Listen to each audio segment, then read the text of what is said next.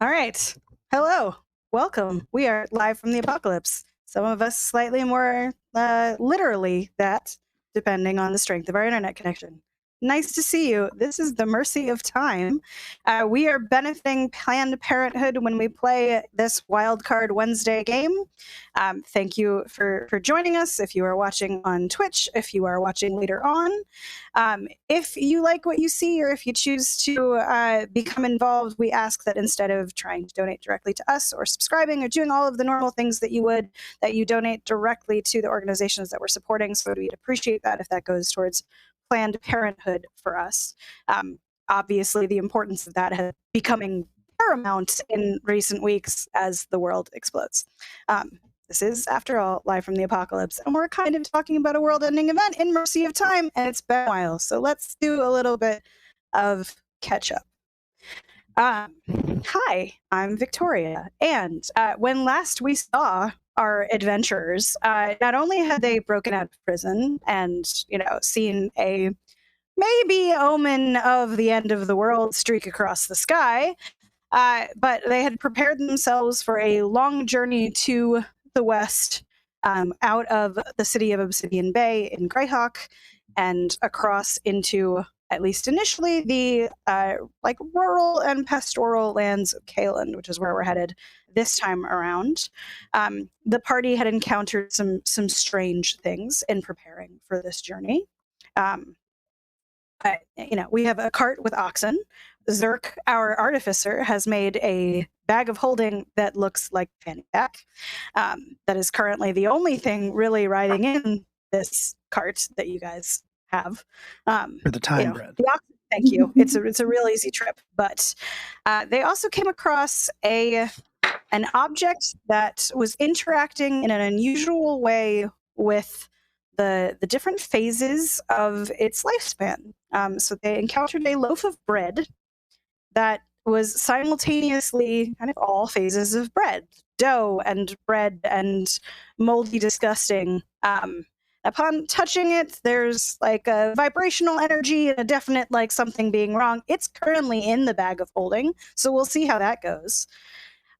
We have joined a caravan with one of the other people you broke out of prison with, because obviously those are the kinds of people that we will attach to and trust in order to start this journey overland, following the general direction of the comet, but also the mood of the people when it comes to how people are reacting to this appearance of a red-orange streaking comet across the sky. So that's where we left last time. Anyone feel like I missed something with their character specifically? Are you seated on top of the oxen pulling the cart? Are you? Yes. I was just saying, of course. Yeah, quick point of order. Zerk never put the bread in the bag of holding. He was very particular not to do that. Okay, sorry. I had that written down that you would put it inside, but... No, he and I are both particularly worried what will happen. Okay. And then what was the other thing I wanted to say? Oh, I have, as far as supplies, just like above the board, I have 40 days of rations and food, and I estimated that at about 200 pounds. And then I put 50 pounds of like winter clothing and travel gear. So that's what we got in the bag of holding. When it came to shopping, this crew is not the shop till you drop. But we have an adequate amount of standard supply for this journey around, in part because we don't know exactly what we're headed into, and that's fine. Yes. You also had... Oh, yeah. I still want to cut the bread in half. Okay. I think we're gonna have to talk about that as a group.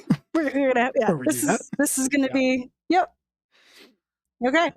All right. So last time we also mentioned that for our travel, we're going to be using the campfire system. So campfire is a auxiliary piece of material that helps you streamline travel when you're working in Dungeons & Dragons 5th edition. And what it does is it allows us to take like a skill roll based on like how well your travel is going to go, and in terms of getting to your destination, what kinds of things either were windfalls or pitfalls in your journey. We had a pretty good set of roles for the party in terms of how well they are going to travel. So we have a couple of things that we're going to resolve as we go. But we're not going to narrate the entire set of rolling along on a dusty road in a cart pulled by oxen. Because, you know, depending on which generation you are, at least of ours, you probably played that a couple of times on a like computer based in like Windows 92 or whatever in the back of a classroom. Will they die of dysentery? I guess we'll find out. But, you know, that water looks suspicious. Also, never caulk the wagon and float it. Everybody knows this. Okay, it is always too shallow. You are going to lose half your supplies. So, in terms of the caravan that you're traveling with, the person that we had fallen in line with post jailbreak was Toth Black Eyes. He's sort of the leader of the caravan insofar as there is a leader.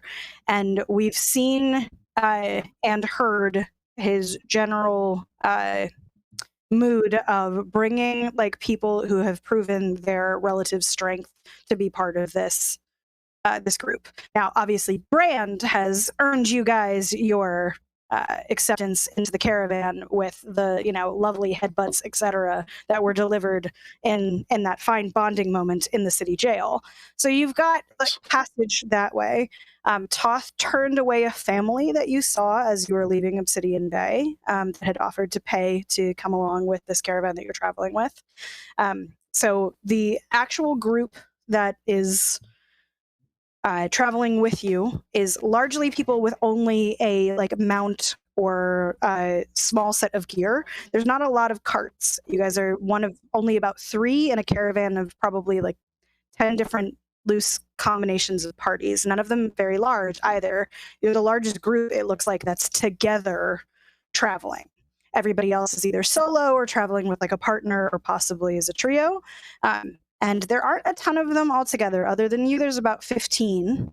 So it's making a pretty decent swath traveling along the roads, of which these are not far out of the city dirt road pretty quickly. Now, it's well-traveled dirt road. You know, those of you who have been in anywhere in Greyhawk, but certainly those of you who have been in Obsidian Bay. So for Bell and Brand, right, these are the roads that bring in like the agricultural products that get sold in the market. So you know that this is going to be where a lot of like cart traffic and people coming to bring their goods to sell or ship out are going to go along these roads. So they're well traveled. It's not covered in, you know, rolling stones and moss, but it's dirt.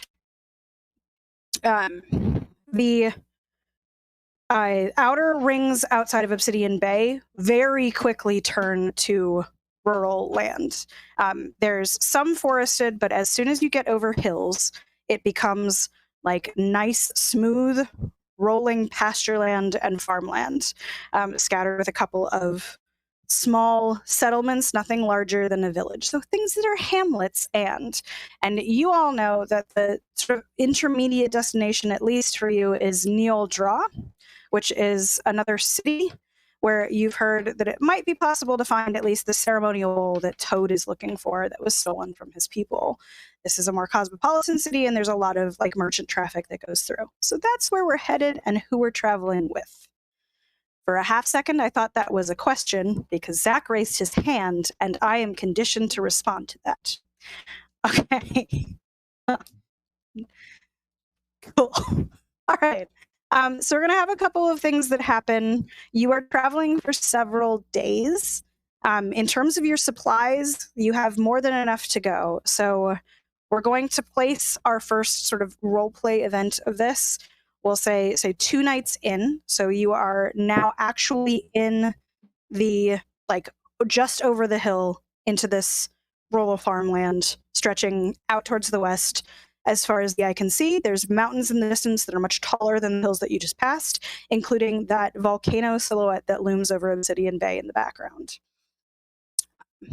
So as you all stop for the evening, get off of the road, set up your fires, etc., to cook, make camp, you have Toth holds court more or less with the people who are traveling without a group every night. So like he brought supplies, but it's people telling war stories. You're more than welcome to join in and like talk to their but that'll be the first thing that we're kind of going to resolve in terms of our windfalls. So as you are breaking for the night, could everyone give me an idea of what kinds of things they would be doing or that they want to do with the rest of the party if you're breaking for the evening? But, the temperature's nice. It's a clear night. There's stars out. You have more than enough food and supplies to settle you. It's just that, you're fleeing the city with a caravan of questionable people while the world may or may not be ending. So I can either roll for you, or if we have people that are like, I know exactly what I'm going to be doing.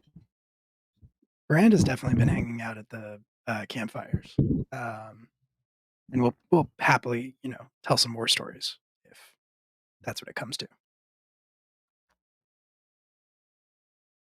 Okay. I know Zerk, if this is like kind of our first rest we've had, at some point, he would have changed his tools from Smith tools to Alchemist set via the right tool for the job feature. And somewhere an hour along there, he would have changed it. And then he wanted to run some experiments on this bread for sure. Okay. And if Toad was so inclined, a part of this would be cutting off a piece at the end and dropping it in some acidic solution and seeing what happens. Yeah, no, the two of you are definitely going to science the time bread. Yes, understood. Yes. All right. All right. So, is that okay with you? Yep. Yeah. All right. And Belle, what would be your instinct for getting a chance to breathe at camp? Yeah. So, after taking care of at least the horse that she's riding, she'd probably gravitate a bit towards the central campfire, but unlike Bran, she'd more be like just hanging around the edges, the shadows, listening, but not really participating. But if she sees Zerk and Toad doing something questionable, she'll probably wander back over there to investigate. Somebody's got to supervise. Mm-hmm. Okay. All right. Excellent. Okay. So if you don't mind, we'll do Belle. I'm going to include you in this part too, and Brand in terms of the stories around the campfire. The general timbre of what everyone is telling gets pretty predictable pretty quickly. One person will tell a story about getting the better of usually something like a city guard, and then somebody else has okay, I have that story, but clearly better, and I ended up with more gold than you did. Those that are telling the stories, you recognize that one particularly sycophantic person from the city jail that came along with Toth after you guys were let free, or not let free, sorry, earned your freedom, rightfully so, with violence and distraction. The stories are all based on the idea of getting an advantage of someone in authority. Now, this, I imagine, is probably relatively easy for Bran to come up with a way to respond or tell a story of that type. But you're also getting a sense of the kind of people that are in this group. Toth's going to reiterate that the people that are coming along, every time somebody tells a particularly good story, everybody toasts, but they're mugs in the air or whatever bottle they happen to be drinking out of, and it's always to the strong survive. Those that are traveling are very skewed toward martial, and not shy about bragging about their relative talents. Whether any of that is actually impressive, who knows? But they've got muscly bits, and some of them have things that look sharp. Great. One of them's got just what looks like a really big table leg with a bead at the ball on the end of it. So that's exciting. But it might have at one point been a table leg. But yeah. So that's the type of stories that are going to be told. If you're sitting around, if you participate, yeah, definitely. Well, that's part of the campfire system, right? Is we have to roll stuff. Yes. So you guys rolled before we came on, so I have. Oh, okay. But if you're going to participate in the storytelling, this is where one of your windfalls is going to come in. So Okay. will Brand or Belle? Probably not Belle. Will Brand tell a story? Yeah, sure. Brand will tell a story. Great. So feel free to get it started, or but like, so is this a who is the person that Brand got the better of? Yeah, so I think Brand will start it off after somebody has bragged about their martial prowess, like you were saying, and she'll kind of like scoff into her drink, and say, "Yeah, I mean that's cute. If you need a weapon." There's like that rolling belly laugh out of Toth, where like, you know, if he had a little bit more like Jello in the midsection, there would definitely be some like Santa style, like, you know, nice bouncing of this at the moment. But that like, that sounds like you have a story. All right. When we say we don't need weapons, does that include like improvised? I'd be curious to know. I know you can throw at the very least your head around when it counts. You know, I bet you could I also make a weapon out of pretty much whatever we had around. guess I could, but it would only slow me down. I learned from a very young age that if you're not carrying a weapon, nobody expects you to fight them. And definitely nobody expects you to be any good at it. I can't tell you how I many would not times have.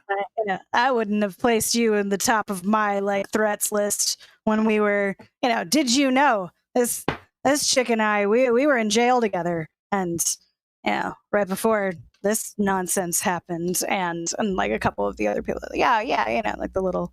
I'm calling him Bon. Was like, oh yeah, me too. I was there. You remember me? I was there. Yep. Like, I definitely threw a punch. It was a good one. With no weapons. it was fun. But growing up Yeah. in Obsidian Bay, you learn very quickly, especially if you're on the other side of the law-abiding folk, shall we say, that every advantage you can give yourself makes a difference. There was this other gang that I remember. I mean, they were just starting out, nothing really too extreme, but they thought that they could definitely make a name for themselves if they took out one of the enforcers from my folks. And there I was, walking all alone when they came upon me. And they didn't do a particularly good job. I knew they were there pretty fast. But that's the thing. Axes and swords and all of that are fine. As far as I'm concerned, fists are even better. But using your head, that's the greatest weapon you could have. So I just pretended I didn't see them, went down an alley, they saw the opportunity, and they were very surprised when they didn't see You anybody headbutted standing him, in the alley. right? You mean by using your head? That's definitely what he means. Yeah. I Yeah. certainly headbutt one or two of them. Yeah. Yeah. Ah, Suffice to okay. say, a few minutes later, I walked out of the alley. They did not. Nah. I bet they were assholes too. Like, you know, like he's like you said, they're like law abiding. Like, yeah, yeah.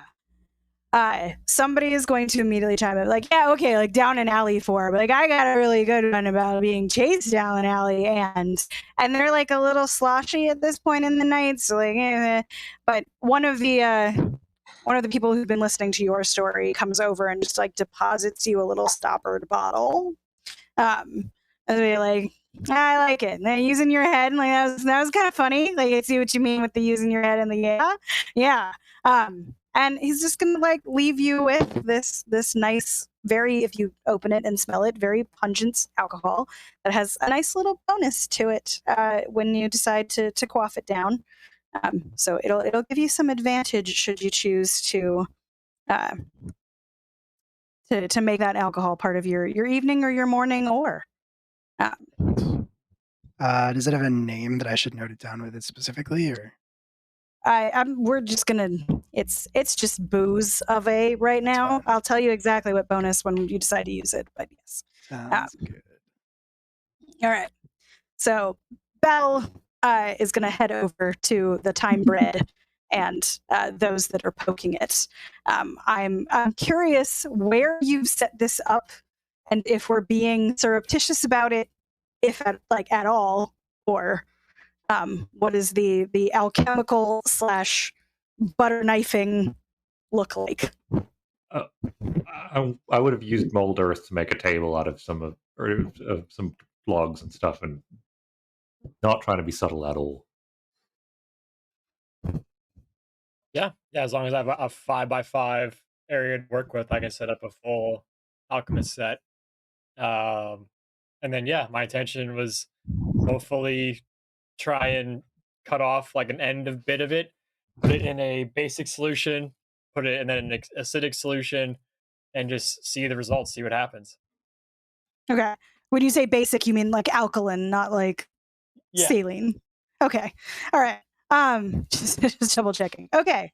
So there's a 5x5 section of like the ground, next to the cart that we are performing experiments upon Time Bread. Yeah. Okay. And that includes molding earth and great. Okay. You are going to cause a little bit of a, not like the people who are interested in telling stories and getting drunk are not going to care. But some of the other members of the caravan that otherwise were like off on their own, enjoying their rest time, and will definitely take a look at what you have. If you are going to be like molding earth is not, like you said, subtle. So if you attempt to cut off the bread, as with touching it, the like sense of vibration and like loss of circulation up your arm that is holding the knife is going to be intense. If like the actual bread being like prismatic already, if you're like taking a chunk off, when it cuts off from the rest of the bread, like being able to actually like saw the knife through it, if you do it on like the very, very end of the bread,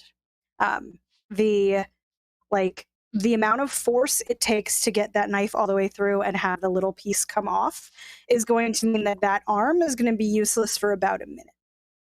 Like you have the pins and needle sensation of like the circulation that should have been happening, like of a, normal healthy arm holding an object, did not happen. So it would be as though you would like cut off your circulation to your arm for the minute. So it's gonna take a bit and do that lovely, painful pins and needles returning sensation to the rest of your body while that happens. You can do it. It will take off a little chunk, and you'll have the like nothing dramatic, but as with like chopping off like a bit of like a crystal, the like prism bit is gonna send that light that it has been emitting like in now 2 different directions. And the little piece that comes off has almost like a beacon in the different views of it, and the light that it's coming off of it are shining as though it was like a single point of. So it doesn't have the same like luminescence of the loaf, but the bit that you managed to get off of it now is like a single point of light. Not nearly as bright, but as though it's coming from a single illumination point, like the flame of a candle, or and depending on how you're looking at it, this bit looks like either cutting off like the very heel end of the bread, or it looks like a quarter-sized lump of dough, or it looks like a crumbled bit of sort of gray-green, moldy breadcrumb. Still time messed up when it's cut off. Interesting. Okay. Yeah, that So is if interesting you to note. stick it in solutions, like now, same thing. If you cut this one again, it's going to take recovery for you. The knife that cuts it is going to like amplify that like sensation of vibration and power as you're cutting through it. All right, and the knife itself is going to come out slightly damaged. Like there will be rust spots, and there's going to be like divots along it, as though you had been trying to cut through something much harder than just bread. It's not useless, but it's not decomposed. It's just like an inordinate amount of usage has happened to this knife in a very short amount of time. Gotcha. Okay. If you drop it in an acidic solution and an alkaline solution, you're going to get a little bit of bubbling in kind of both of them, and like little crusty salt that gets formed. And other than that, there's a little bit of light that gets, but you've still got weird, like prismy nonsense. Just now it's soggy and at the bottom of the tube. Okay. I will observe until It doesn't if react nothing to it else any happens. differently. Red reacts to it. Does it look like the reaction's happening over and over again, or has the reaction happened to all stages at once? Yeah, it wasn't dramatic. Like the fizzing that happens, etc., isn't going away the way that you expect. Like, you know, that as things finish reacting, but it's not hugely dramatic. It's just not stopping. And the crusty bit almost formed like the instant it touched the solution. And it's still hanging out there, the little salts that. But so it's in some ways continually happening, and in others has already happened and is just sitting there. Yeah. But As Belle gets here, I'm going to give her the knife, and you get the next sample. I'm good. I'm not sure this is a great idea. I'm just shaking my hand repeatedly. That's my nice. God. Yeah, I'm not doing that. Oh, come on. It'll be fine. I'm fine. Uh-huh. Of course you are. All right. I think that's all interesting information. I don't know what to do with it at this moment, but I'm glad I have it. What exactly were you two trying to do? I was curious if we broke it down with an acidic solution, if the not enchantment, but whatever is happening to this grain byproduct would end, but it seems it just took on a new form in the acid. I suppose that's good to know, but maybe in the future, either move away from camp a bit more before trying experiments with the thing from another possible dimension that we don't understand. It's fine. They're not paying attention to us. Yeah. Yes, they are. They are. You don't have the, like I said, the intention of the main group, but there's a couple of other members. So you have two watchers at this point that have wandered close enough that they can get a sense of what's going on, but not close enough to be part of like the three of you talking, and probably not close enough to see what actually happened in like the little vial test tubes that you were working on in your alchemy set. They are gonna, because of the light that happens when you split the bread, you're gonna get some definite interest. So the one looks like a, you know, human mostly, maybe has some like orcish ancestry in there. They look like they can handle themselves, but not like overly muscled or as most of the rest of the group. You haven't interacted with this person other than that. They have a horse. They aren't really carrying anything at the moment. They're going to kind of wander over when the light splits. And just do one of those, like, is that one of those shimmer things? What's the shimmer thing? Do you know what this is? well, I mean, I don't know what that is. The, it's like you came from Obsidian Bay, right? Yeah.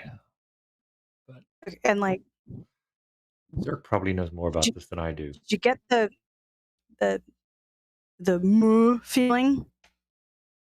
Or everybody, I he's didn't talking get about it, the like, yes, issue but- that you all had with the like thrumming, like the okay. Yes. Yeah. It's like, I mean, that's why we decided to leave. But like, you know, it's me and my lady, and you know, I had a brawl with Toth in a bar. Not that I'm proud of it, a while ago, but like, you know, knew him well enough for him to let us come along. But like while we were getting ready, the you know, we're like passing through different districts, getting our stuff together, handing off the things that we're not going to get back to for who knows how long.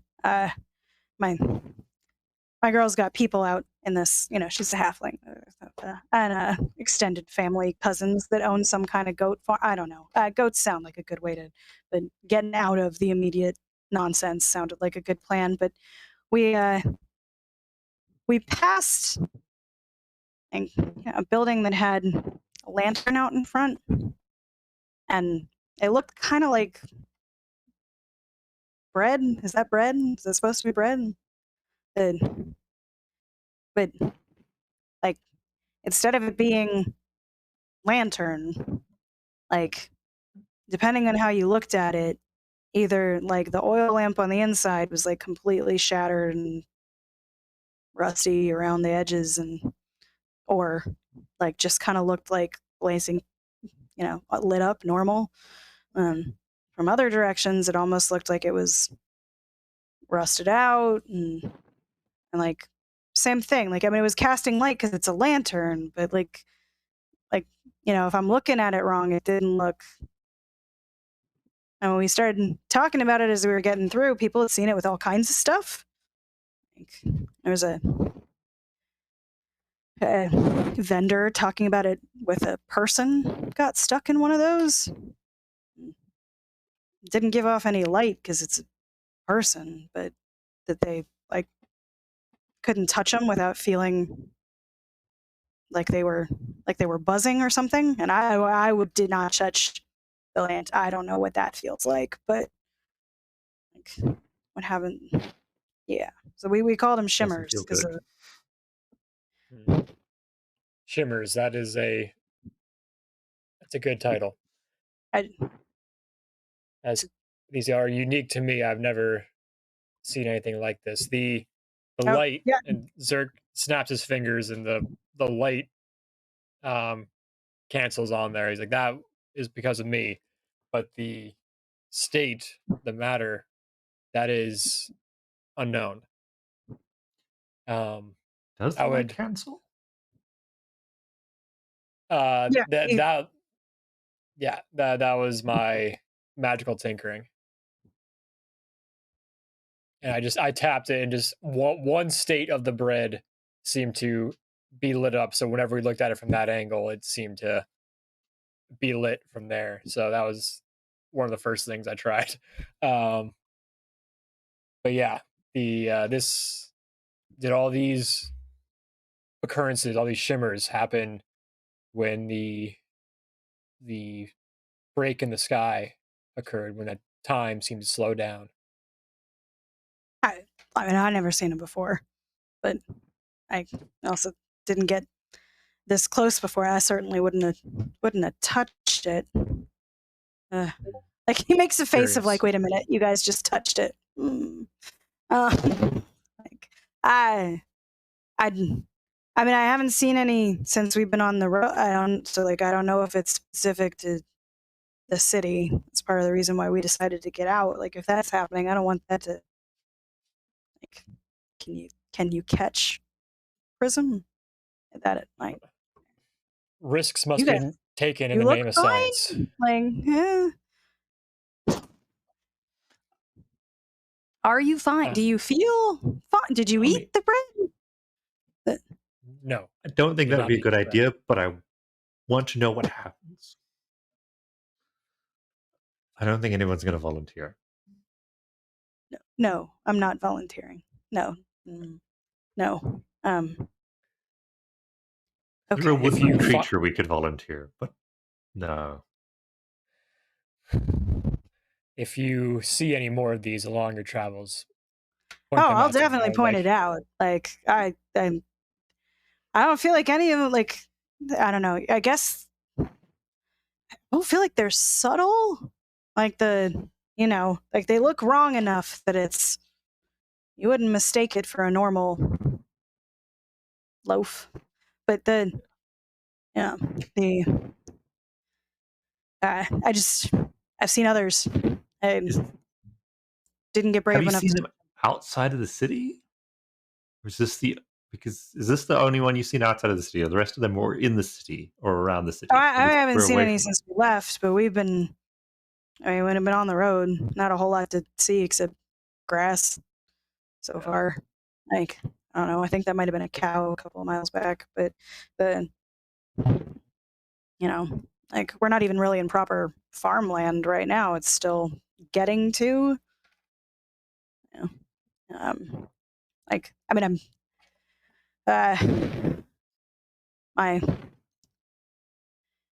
she says as we get like closer to the city, that also the villages get more clustered together. Like, farmland is pasture until you get to something where they're actually growing something, but that won't happen for another day or so. So I don't know how much would you see it if a single blade of grass was doing this? I don't know. But I haven't seen any since we left the city. I was just curious what your stuff does, but yeah. We are curious as well. So He will invite you to like eat what it is that they are making. They have like actually it's like very nice like pot pie kind of a thing that they're offering that you share if you want to like come over and talk. But like not sharing like battle stories, just hanging out. He will like very clearly be like, I don't want you to bring the bread any closer to us, but if you want to like eat with us, we're good. And his significant other will, if you decide to partake, will offer to bless you.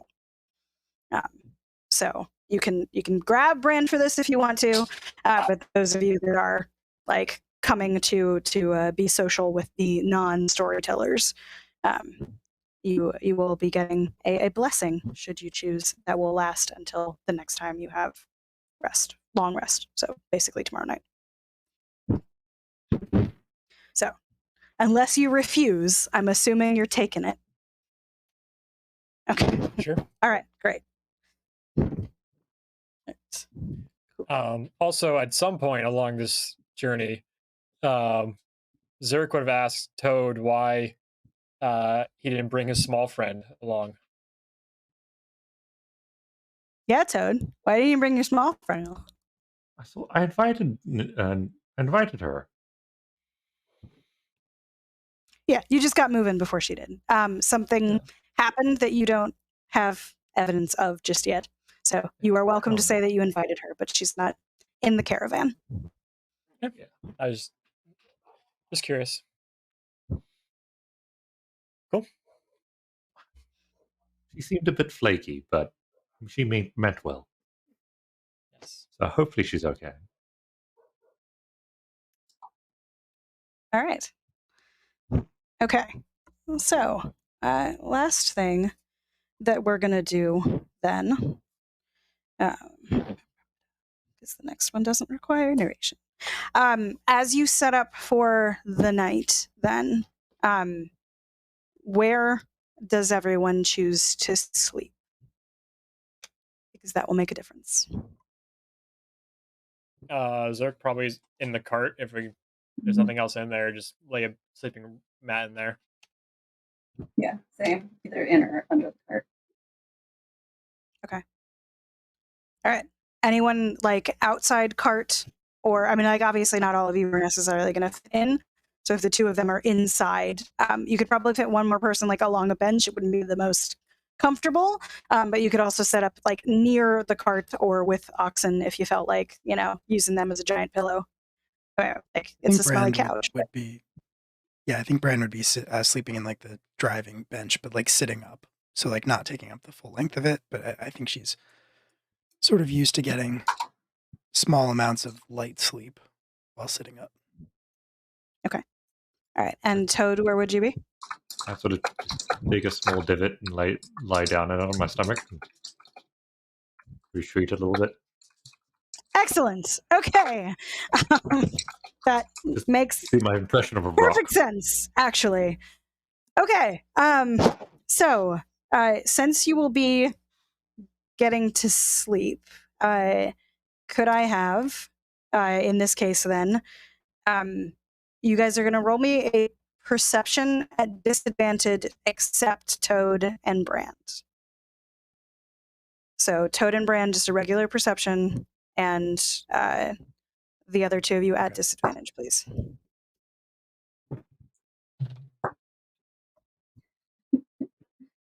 I rolled a natural 1. Me too. I thought I did, but it's actually a 7. So it's a 10. I got a 10. Yeah. Yay! It works out to 8. Nice, Zach. You're on mute, on. I'm on mute. Yes, I got a big 11 with no modifier. So Nice. Okay, so none of you are going to catch this immediately. So in the night, you have the sycophantic little butthead that's been traveling along with Toth. Has not like taken the greatest of shine, particularly the Brand, only because of the way that Toth speaks about you. So he's going to try and mess with your shit in the night. So like Zerk will be able to get some of this, but not as it's immediately happening. So Bond is going to attempt to get access to anything of yours that's loose in the caravan spot. Now, the only thing that you're really traveling with that you don't have immediately on yourselves is this bag of holding, because that's where all of your supplies went, with the exception of the time bread. He is not going to touch the time bread because he's a little coward. So he's going to attempt to get that fanny pack. So we're going to see how this goes. But all right, also, where's my? It was a fanny pack. Okay. Yeah. All right. He rolled real well. So, in terms of what you're going to perceive, he's going to go to grab the bag of holding that is our, fanny pack mystery here. And he is going to get it, but because it's one in the caravan that two of you are sleeping in, Zerk, you're going to be able to notice that he's got it as he gets it in his hand. So you'll wake up. All right. But that's he's already holding it. What are you going to do, my friend? You're going to get an action moment, and then we're going to roll initiative, assuming you wake everybody up. all right. I just look up. I suggest you put that down and leave this before anything has to happen to you. What is he backing off with it? I mean, he's going to take a step back, but he's still holding it. Okay. Okay. So, and was this normal tone of voice? Were you yelling? Were you? Because just normal tone of voice. We've really got Belle maybe waking up now. Yeah, it was just stern, normal tone, and then if he doesn't react to it, then I'll say, "Thief, wake up!" and I'll just get within 5 feet of him, just next to him, as close as possible. I mean, he's within 5 feet of you. If you are in the caravan, that's what the bag was. All right. Yeah, you're in a nice square. All right, so let's do this with. All right, Belle and we'll have Zerk and Bon. Zerk, could you roll an initiative for me? Yes, I can. That's going to be 5. Okay. All right. Bell, same thing.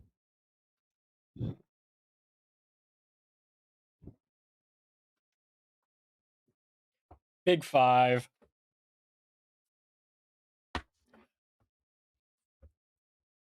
I want him to go first. That's fine.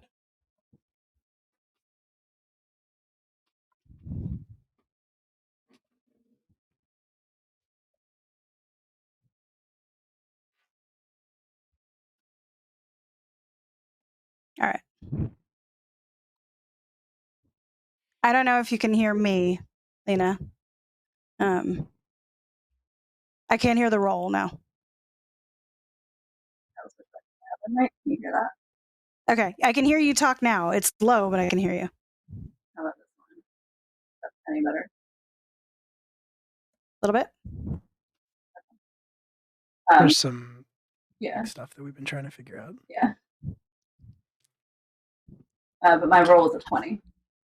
Oh, delightful. Okay. All right. Uh, So dirty you will 20. actually you will go first, and then he will go, and then Zerk will go, and in the next round, that will be enough to wake Brand and Toad up, and you guys will roll. All right, because now we've shouted. Okay. I don't know if I want to attack him immediately, but can I like hold my? You don't have action to if he- attack. You just get to act first. Cool. Yeah. I mean, I don't know if I heard what Zerk said since I was asleep. But I see a new person in our caravan. I'll be like, "What are you doing here?" And maybe like flare, like holding a like glowing blade in my hand, but not attack. I'll hold my action unless if he like tries to run away. Okay, so you're holding specifically for what? My psychic blades. Yes, as in you're going to hold until what happens. Oh, So when you hold an until action, he- it's until Yes. something occurs. Yeah, until he either tries to run away with the bag. Basically, if he tries to run away with the bag. Okay. All right, so you're going to hold until he runs. Only if he steals Okay. the bag. If he drops the bag and runs, I won't. Okay. And assuming he runs, you're throwing the blade? Is it some psychic? I mean, it's psychic. It can be thrown or melee. Okay. Because he is absolutely going to run. Yeah. All right. In fact, he's going to dash. So he's going to head back away from the rest of the caravan, not towards the rest of the group. So out into like field. But May I so take he's my got- attack of opportunity? sure. And as a warcaster, I can cast a spell. I'm going to cast Booming Blade, because that will affect us a little bit. Okay. That is a, what is that? 26 to hit. Yeah. All right. So that would be 9. That's 14 thunder damage. And if he steps any further away from me, it takes more damage. So, yeah. So as Zerk, the lightning fist like lights up and hits him, and then there is a small like little explosion, and behind is like kind of a black square with a red light flashing, and Zerk like puts his hand on. He flips open his palm. There's a red button on the inside, and he puts his finger over it. And he goes, "Take one more step, and this thing blows up." Okay. All right. So that was a total of, I'm sorry, you said 14 is the 14, first? the initial damage. Right. Yeah.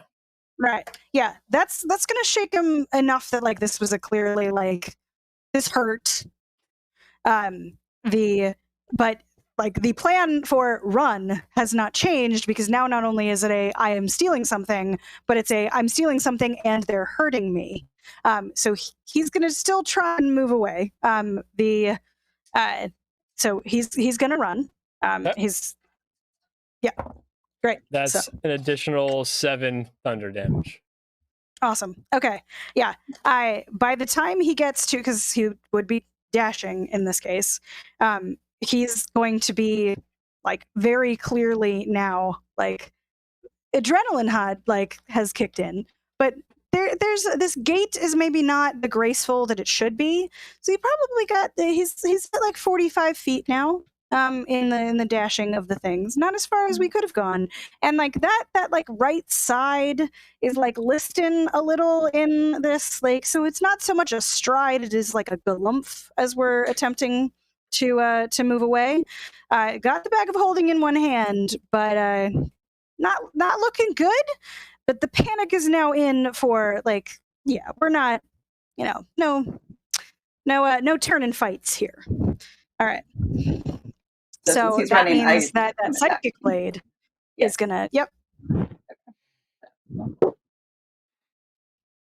Oh, that was an 11 plus 7, so 18 to hit. 18 will hit. Yeah. And that is 8 damage. How much? 8. Okay. The between the force of Zerk's both like thunder and that initial damage, and then your psychic blade, is stops in his tracks from being able to move any forward and is down like on one knee. When the psychic blade hits, how do you imagine that like wounding? I mean, it just kind of it acts like a regular blade. It just is kind of translucent and a sparkly bright purple as it flies from my hand. And when it hits him, it does the damage and then immediately disappears, like in a Okay. sparkly smoke. Yeah. So this hit will go with like right like below the rib cage over the hip. That just this like now like vertical slash of like weeping blood. The like, what would probably hit solidly in a kidney is now okay. So my toad, somebody like stepped right over you in this like attempt to head on out. Like you definitely felt the like against the shell there.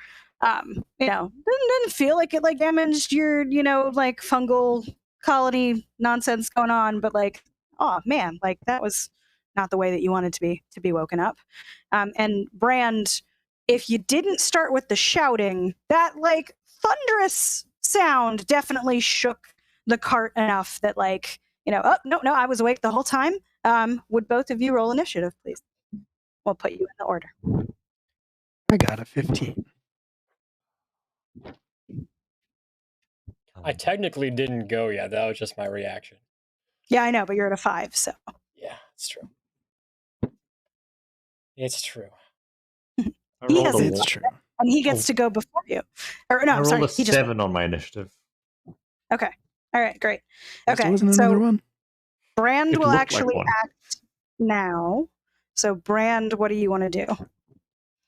I would like to get over to him as quickly as I can, which if I have to use a key point to Step of the Wind, I can, but I might be able to just do it. It's my speed is 40 feet. He's at like 45, so you Okay. could get close enough to strike if that's your, because he'll be within 5 feet of you. Yeah, that's all I really want. I will do that. And then I'm just gonna hit him. I'm gonna move up to him, and I'm not gonna waste any time. I don't feel a need to be particularly polite to this man who we've been traveling with and has decided to rob us. Let's see. All right, go for it. That is not. Yeah, that's not great. That's an 11, which I'm pretty sure misses. But Doesn't actually. it doesn't. Okay, very cool. And then Yeah, you're getting like a little close, but not quite close enough. So that's Okay. movement and action. Do you have a bonus you can throw in there for it? I get to take more than one attack when I All right, do the great, attack good. action. So okay, so that misses. That is gonna Barely. miss too. Barely. Okay, cool. Okay. That is so both of those missed, but I'm going to spend a key point. I'm going to do flurry of blows, and I'm going to attack 2 more times. Great. Yeah, I mean, you're pissed, I would imagine. Like, this was not the way you wanted to wake up. Okay. I think you said barely. The highest I rolled on all 4 of these attacks was a 12. 12 will hit. Okay, perfect. Where's my D8? Can't believe it. 8 points of damage. 8 points of bludgeoning damage. Awesome. All right. So with 8 points of damage, he's going down. So how does this flurry of blow? Where does this blow hit that makes the coup de grace here? I move right up to him. He manages to like get out of the way of a few of my punches. I'm still waking up. I'm gonna attribute it to that. And then the last one, I'm just gonna cold cock him across the jaw. And if he's unconscious, then he's unconscious. He just drops to the ground like a sack of flour. Yep. Yep. Okay. Perfect. It's not even dramatic. Just like, yep. Yeah. No, he's out. All right. So if you're not gonna do anything about that, he's down for the count. That would mean that so Toad would go next if you choose to do something, and then Zerk will get his actual turn. So if you, for instance, did not want to allow him to die, that's up to you. But I don't want him to die. anyway, So it's just the one guy trying to steal from us. as far as you know. It looks like Brand's on got him. Yes. Bren knocked him out cold. So I'll just And he was bleeding profusely a little bit before that, which you probably caught that part. And Zerk did something that caused some really like interesting shaking to the ground, which if nothing else was going to wake you up. Not only did he trip over you, but right before that, things got kind of staticky. Like you got a nice like metallic salty taste in the back of your mouth for a second, and then just prepare and tangle in case he gets away. Okay. If he keeps running, I'll. He does toss not him look tangle. like he's going. Yeah, but I'm just gonna pair the action. Okay, so you're awake, you're ready in case. All right, Zerk, what would you like to do now that he is out? Yeah, I'd like to yell for Toth, and because he's kind of the ringleader of all this, and just shout out his name, and I'll walk up and I'll get Cure Wounds ready as when Toth gets there. But I want to show him the thief first before reviving him. Okay. Link. Toth isn't like he's gonna wake up with shouting. The rest of this made enough noise that like some people are definitely rousing. Like Toth will walk over to Brand, you're standing over this, potato sack of a person. Well, that's your bag. Indeed. Sure is. That serves him right. And Toth will take like the heel of his boot and like kick him over so that he's face down. And It's frustrating. And and he'll like clap a hand onto Brand's arm and be like, well, we can handle it. You'll tell us the story tomorrow night, yeah?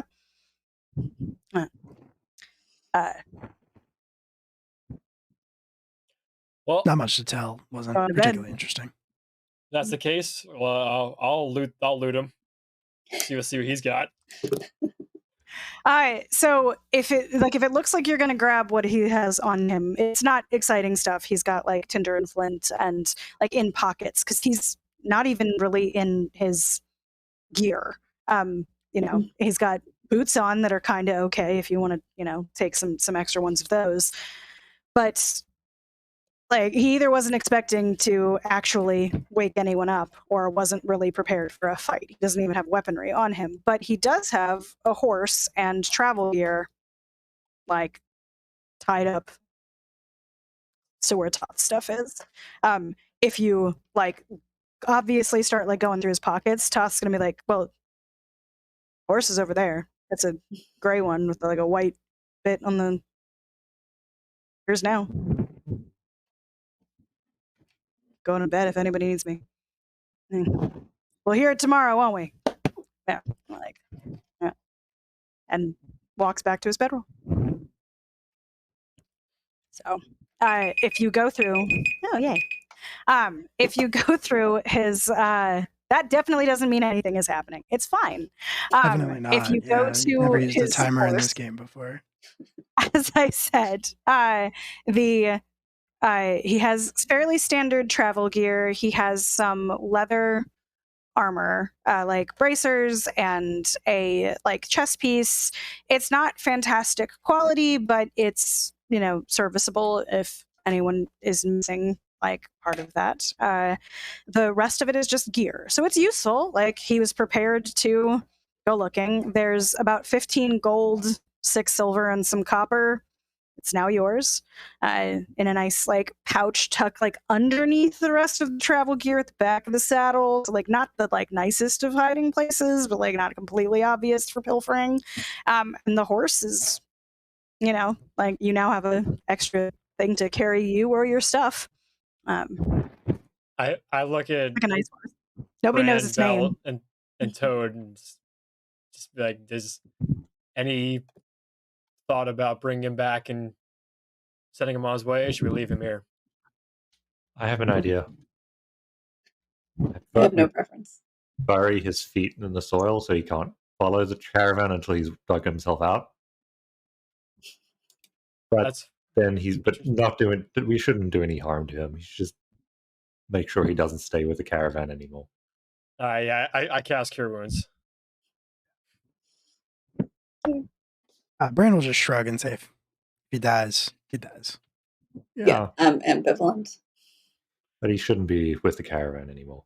Yeah, so I'll bring him back if you want to mold earth and put him in a hole up through his shoulders, whatever. Then he can dig himself out. Okay. I only do it up to his so- mid thigh so that he has to dig himself out to keep moving. Okay. We'll go mid torso. For reference, it's about like 4 a.m. So like the sun's gonna be rising, not like forever away, but like it's still like you could go back to sleep and get ready for the like. So yeah, he's gonna be like, for all intent, like not registering shame so much for like the fact that he was stealing from you and got, but like the shame from this is the like, you got the best of me and now I'm sitting like, you know, surrounded in earth. So he'll start like clawing at the dirt around his legs and cursing your name and all of your future progeny and your mother's cat and all of those things. But the like, he doesn't have any like gear or whatever on him, so he's just basically clawing at the ground around himself as you do this. You got the better of him. He's not happy about it, and it doesn't sound like particularly grateful that you brought him back. But it will take him a lot of time doing this with his fingernails to get out, because this is nice, like, you know, hardened by wagonry, packed earth that we have molded here. So go ahead and you know, that is your nice little like inverted popsicle of a person stuck in. Yeah. It's probably a good thing he didn't witness Toth like kicking him over, because like he probably would have cried. But the you know, man, that was my hero. I tell him that though, just to make sure. Toth was gonna let you die. You wouldn't have done that. Like, not cool. All right. So he will continue to do this as things happen in good time, though. As you are walking away from your sleeps with the fishes, concrete, dug in human. There's another earth-shaking, percussive force that goes through the air,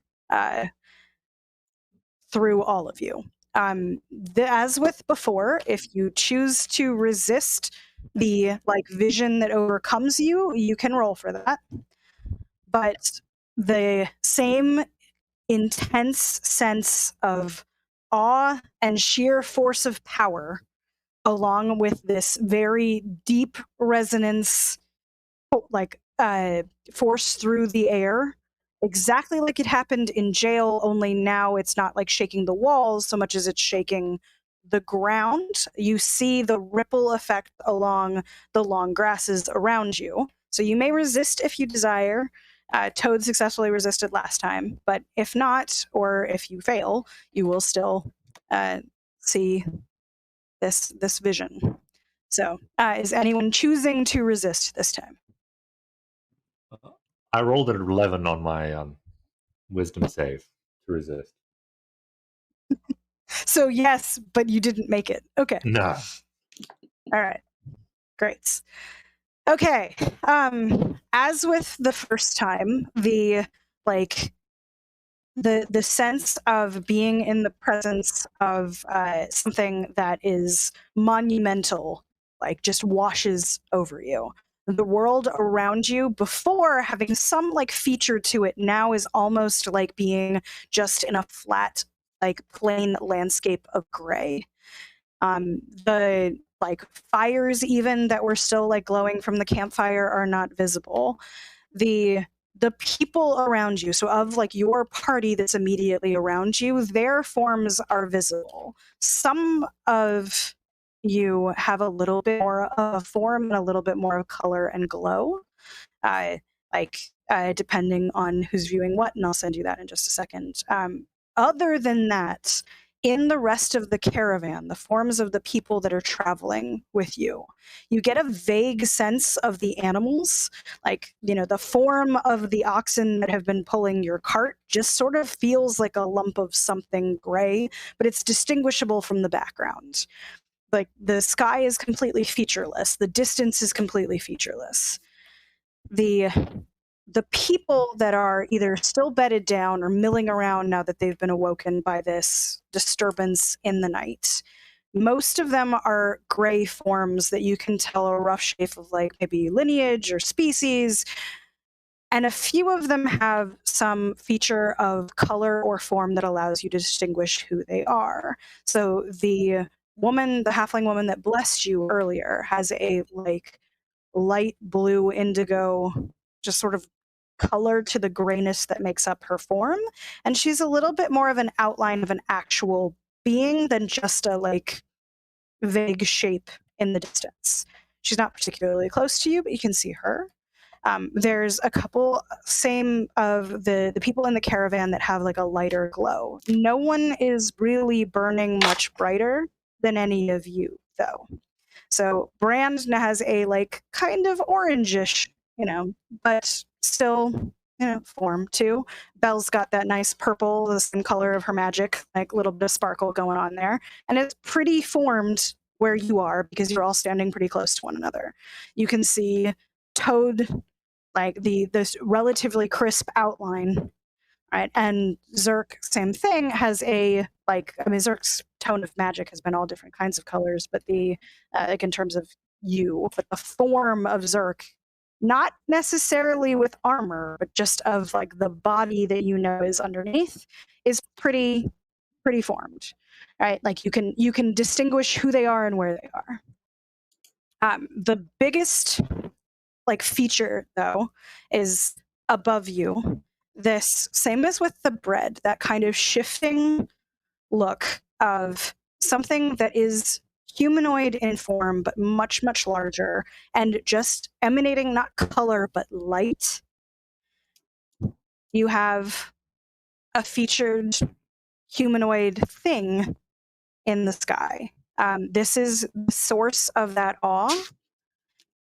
But depending on just even a little bit of the non-time, instance to instance, the form changes bit by bit. So much like the time bread, it's almost like if you blink, there's a little bit of a difference too. And I will send a couple of you a. So before, the voice that came out, that like combination of tones, both high and low, had asked, "Who among you will be champions?" The same phrase, "Who will be champions?" Only now, the sense that you get isn't only of the majesty, but there's also an annoyance coming through. Like why have we not risen yet? Like, you know, like the and there's a little bit of fear to it. This but it's definitely almost petulant. Like, why are you not champions yet? Come on, get a move on. Inside of Huge. that, just Huge. If nobody raises their hand, I'm just going to start calling on people energy.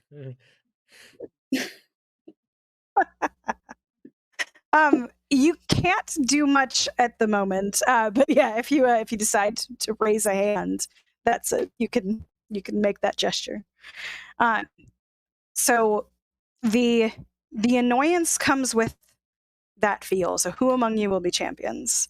And as soon as almost you perceive that sentence, this vision ends, and the sky is filled with red-orange light. So the comet almost flares, and that first blinding light washes over you. And now tilts. So where the comet before was heading very clearly towards the west, now it's been tilted in the sky, headed closer southwest going, and now it looks like it's hanging over what you know to be the Azure Sea behind you. So over towards the west and south, the comet is going a completely different direction in the sky, and what had been basically ahead of you now is over your shoulder and behind. So we physically, it looks at least like we physically shifted. Like, or the comet has moved in the sky. Yeah. Like the area around you, nothing like the landscape around you, like the grasses, etc. You didn't change your location, but if before you had been looking towards the western sky and this was like listed above the road, it's not there anymore. It's behind a shoulder to the side. Still streaking across the comet, bright red orange, much like brighter and more intense than a typical, and certainly once again not one of the comets that you know about from your study of astronomy, Zerk specifically. All right, now it's in a completely different place in the sky. It's not even going the same direction. At any point during the vision were able to look at the time bread? Was that visible or no? Didn't have any outline? No. Okay. What about time now? bread didn't do anything. Where it would have been, still featureless. Okay, that's It's just it's bread. Yeah. And then how about afterwards? Not hero bread. Is it still in that perpetual changing state after the vision, or does it? Nope. Yeah. Okay. Cool. All right. So as you're coming together, and same thing, you can tell that the people around you also experienced something. Not everyone has the same reaction. Your half-buried friend is just shivering in fear. He's not digging anymore. He's just like, he needs a moment and maybe a hug and a teddy bear. But he's not doing much of anything right now. Just shock and awe. That is becoming very irritating. Unsettling at the least. So we're still, yeah. How similar was that to last time? Pretty much the same. Okay. Yeah, pretty much exactly the same. Mm-hmm. I don't know how it expects anybody to say, yes, we can't move or say anything. I don't know. Giant beings in the sky, I feel, aren't generally or wouldn't generally be not logical, but I don't know. Sounded frustrated. It's just He getting did. more frustrated. Mhm. It was reaching us out here. What was the point in leaving the city? Well, the The comet was heading in the Comet. direction where we were going. Yeah. I thought we were trying to get out of that mess. Well, and going to Neildra to try and find your bowl, and the comet was heading in the same direction. Now, Yeah. if the comet's no longer heading in that direction, Why is this caravan going places? the comet, they wanted to be where the comet was going to hit. Hmm. And Toth Black Eyes said that he had people out in Kaeland. So the like heading out here was a partly because it was the direction of the comet, and partly because it was like heading to their connections, not in the city. Mhm. Yeah. Right. Gonna pass a stick to the person who's looking sad, so he has a tool to dig himself out with. Okay. He's going to take it and not immediately understand what you mean for him to do with this. Both because he's been shocked, but also because he's not particularly bright and it's not a shovel. So it'll take him a little bit to get that this is actually something that's useful, but he's not going to like throw it away. It's a waste of a stick. You know, it's one of the ways that you mark that you got like an intelligent species, right? Is tool using, and he's just not quite there yet. It's okay. All right, not everyone's a crow. It's fine. All right. So you have like the caravan is filled with, you know, people making noises. You can tell that not everyone experienced exactly the same thing that you did. Not only because Bon is clearly like having his little traumatized moment, but also the rest of the caravan, if you walk around, if like as you choose to, because people are now milling around, they're awake now. Some of them were, you know, woken from sleep. Some of them were already awake because of the, you know, kerfuffle with stealing. Only a few of them mention hearing a voice. So if depending on who you talk to, you can get more specific about that. But most of them don't, like they mention the like, you know, sense of awe and wanting to kneel or to be like reverent. But you're not getting the word champion doesn't seem to be popping up in every conversation. Can Zerk cast detect thoughts and just see if the word champion pops up on anyone's surface thoughts, so we can kind of pinpoint who's also got that same vision that presumably the four of us got? Sure. Because of the size of the caravan and that they're not all in the same place, my suggestion would be to like head to one of the campfires and see among like a smaller group of people, unless you're planning on doing this like a couple of times as you walk around. I only got it once, but I got it for 1 minute. So if I could just like walk, if there's a way to yeah, be sure. within 30 Okay. feet and do a lap within a minute and to see, just kind of just like take a mental note. Okay, champion, 1, 2, 3. Got it. Okay. So of the like 15 people in this like caravan of various groups, and not you, you only get 3 others that have any kind of sense of a voice. Everybody's surface thoughts are mostly about this right now. There's a couple of them that are like bleeding into the like I'm still tired kind of a surface thought. But the like it's a like an experience that everyone is still very much thinking about this in the front of their conscious brain.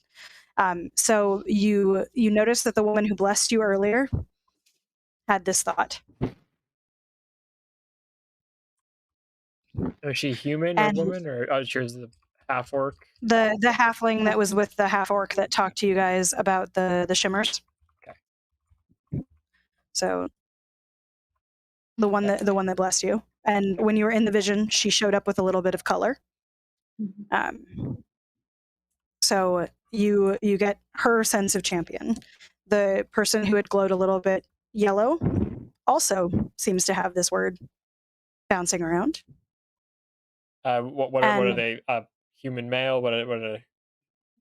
this one is human female. Human female? Cool. And then there's a human male that you don't remember seeing or having an impression of while you were still in grayness. But yeah, no real clear. Haven't very much interacted with, didn't really notice them before now. Haven't interacted with them. They're wandering along with the caravan. They're not connected to each other. They're just part of a different group. Interesting. Okay. These are the people who look like they can take care of themselves. Everybody looks like they can take care of themselves. Probably the least looking like they can take care of themselves would have been the halfling woman, but she's traveling with her decidedly more muscled, larger counterpart. And he had a connection to Toth to join the caravan. So no one, especially none of the people that are traveling by themselves, look like they couldn't hold their own in a bar fight. Like, that appears to be Toth's system of deciding worthiness of whether or not you're coming along. So she's with her partner who already had a connection to Toth, but she doesn't particularly look like she's throwing a whole lot of punches. But, she obviously has some magical ability because she blessed you guys. Yeah. The other two look like, they could chop plenty of wood without breaking a sweat. Yeah, Which so is, as Zerk everyone notes it and points it out to the three of the group. Okay.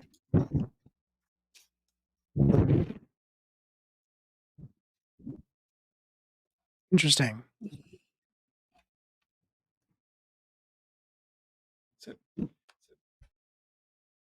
Just like the So bread, we more passed information. some kind of threshold. we passed some kind of screening or something. Mm-hmm. Like we're worthy. Yeah.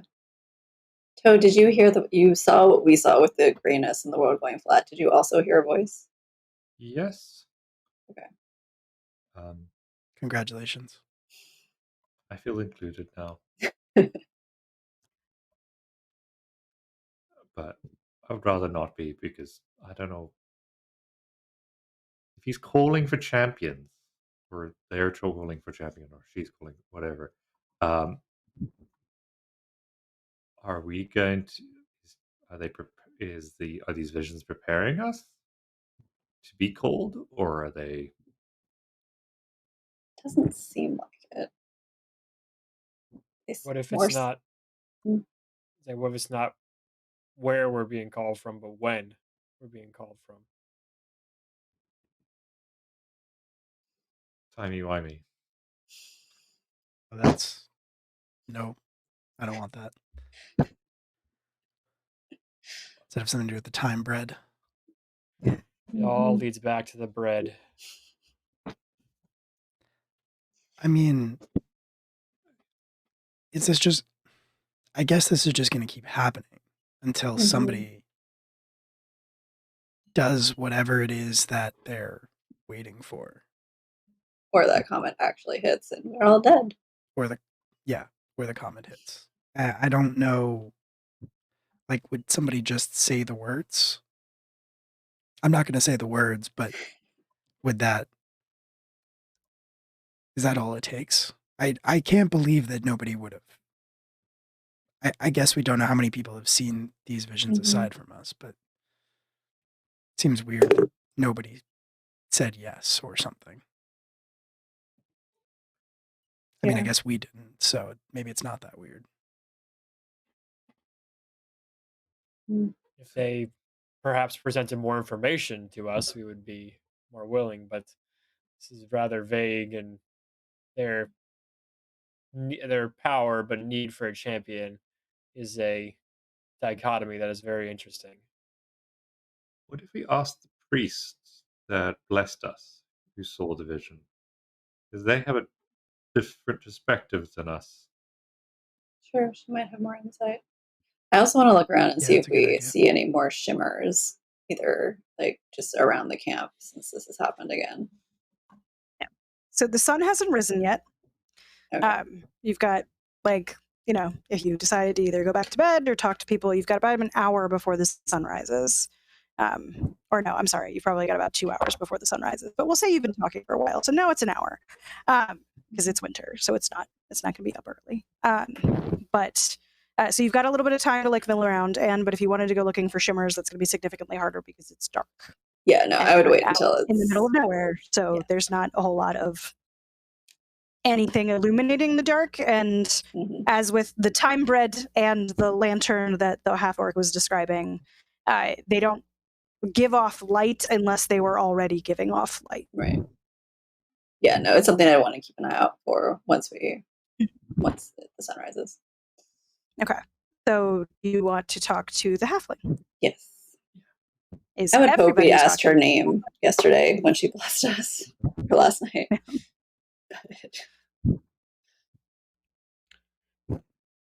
I certainly. And her companion. Yeah, did we? Yeah. I was going Did to, we and get then the we priest's just name? couldn't. I feel like we would have. She gave us a blessing. I mean, and Yeah. ate with her. I would hope so. Her name is Sharon, not Sharon like it's Sherin. But yes, so she would have told you her name. And they are milling about. They look like they're starting to like repack to be ready to move. If you go over to her and her partner, and they will happily say hello. They both look shaken. He looks a little bit more badly shaken than she does, but they're like packing to be ready to get a move on.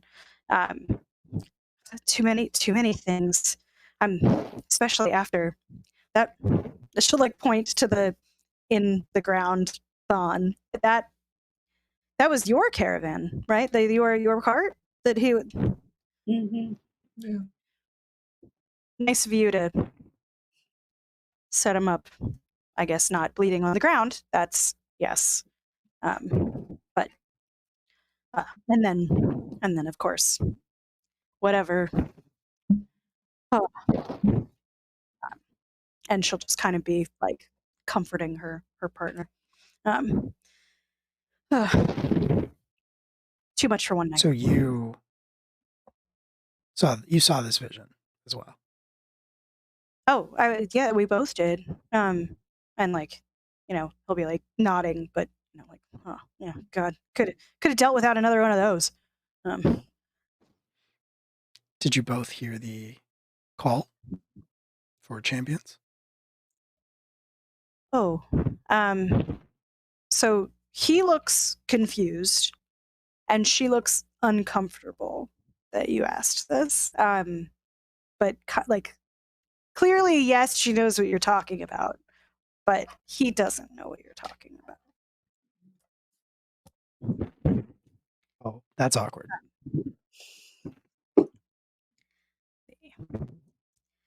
Yeah, I mean, it was that first sound is so loud, right? The like, I don't know, what do we call it? Like the thrum of like, you know, that was, you know, and she'll be like looking up at, you know, it was the whole thing very like percussive almost would be how I would put it.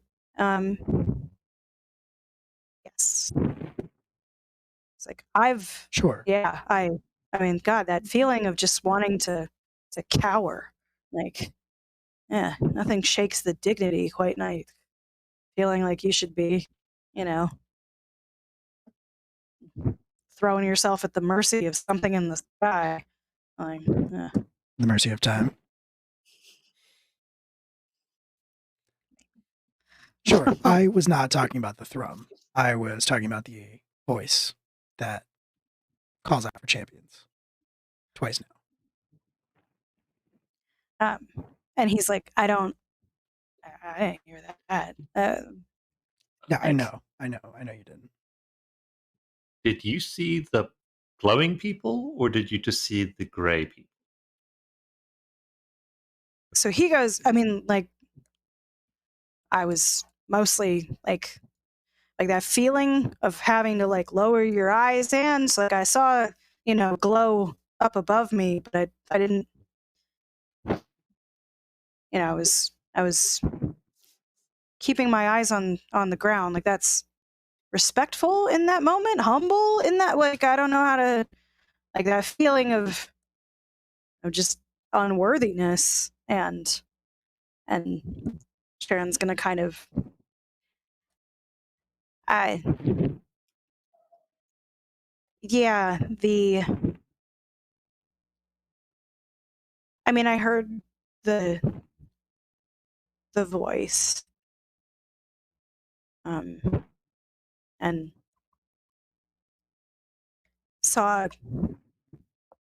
that same light above, and the figures around us, and I guess the figures up above. Like I didn't have exactly the same need for keeping my voice or my gaze on the ground. And like he looks very confused that she's saying this, but like in like a hint of betrayed. But yeah, I Zerk has a theory you might know what that is. What's happening? oh that would be. I mean, If we're ready to move on. I think the idea originally that we were going to follow where the comet was going. I don't know if we'll still go. My family's all down the road, and if you last night you blessed us, you have faith in some higher beings. What would cause a being of this immense power to need a champion? Why could they not deal with their own problems? Why do they need one of us? oh goodness. Yeah. So, I mean, I get the power that I do have comes from my faith. I mean, I follow America and her. Like, I mean, it's very traditional for my people. She does harvest cycles and growth and all of those things. When balance of nature and the seasons of growing different things, and but I would like talk to different people that have different systems of where their power comes from. And like, so many of the gods are just petty, right? Like I mean, I guess I don't know if it's a god, but I've been assuming, like why mess with us down on this plane at all, right? Like, why do you need to like, like I guess helping with the forces of nature and the seasons are all very good. And she'll like have like a moment of clear like genuflecting for her chosen deity. Like, sorry, I'm being blasphemous right now. Like, but I guess if you get to a certain level of power and get bored, that you would start messing around with lesser beings. If you're not granting prayers, or like, I mean, would a champion be a This god America, how many people in this caravan are followers?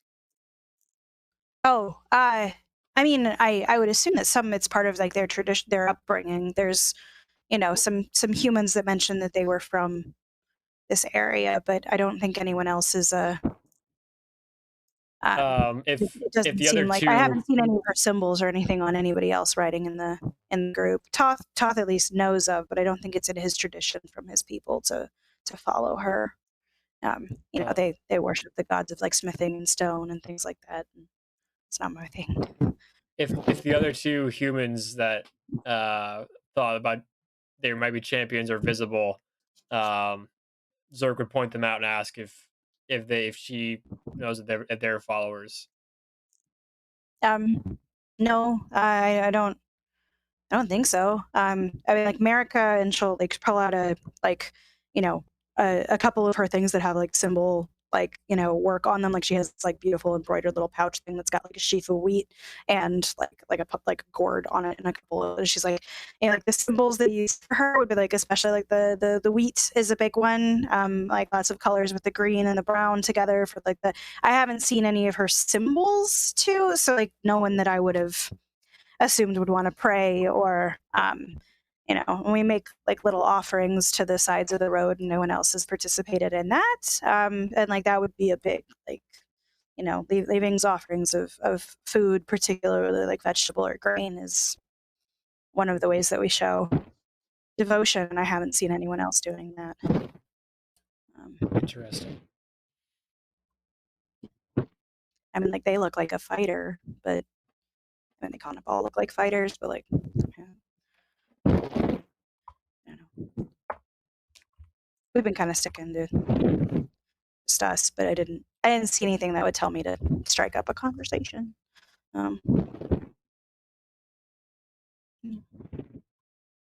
So Sure. no, I don't. I also, none of this sounds like my goddess. So if that was Know your about theory, Other gods? Any theories? Nobody I'm familiar with. I mean, like there's a couple of gods that deal with time, right? Like that's a but not. This is not something I'm familiar with. Do you know these gods' name? And we've the shimmers seem to also have things to do with time. And that's corroborated. Sure. I mean, Marika's a god of time because she's a god of like seasons and the advancement of time and like the way that it's supposed to, go through the cycles of like, birth and rebirth and harvest and sowing. So she's a god of time in that way. There's another like time god that has more of an interest of things falling in the like just the fate of things that some people worship around here, but doesn't. Like, I've never heard of this stuff with him either. If yeah, Marika's cycle no. was to be broken or has been broken, do you think she would try to stop it? Yes, but I think she'd be interested in recreating the balance of the cycle, but she's not a pugilistic deity. I mean, I guess she could have some of us do it. There's a couple of paladins, but like even then, they're not particularly smitey when you're talking about a god of harvest. Probably hit somebody with a gourd, but I don't know if I have any of those.